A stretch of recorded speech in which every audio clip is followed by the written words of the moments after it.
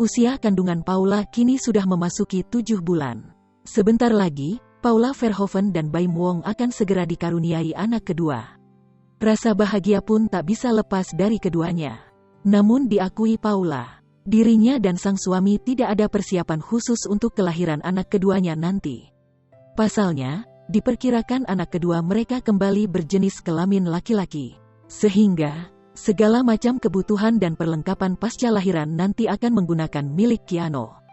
Karena kebetulan laki-laki kan, nggak ada persiapan khusus, semua dari kakaknya, Keanu. Kalau untuk beli barang-barang baru gitu nggak ada, kata Paula Verhoeven, dilansir Tribun Style dari YouTube populer seleb pada Selasa, tanggal 5 Oktober tahun 2021. Lebih lanjut, Paula juga sempat ceritakan perubahan sikap anaknya dan sang suami saat kehamilan keduanya. Istri Baim Wong itu menyebut jika putranya bersikap lebih manja sejak sebulan belakangan ini. Keanu baru sebulan ini agak lebih manja kayak apa-apa mama. Jadi aku mau ngapa-ngapain susah, ungkap Paula.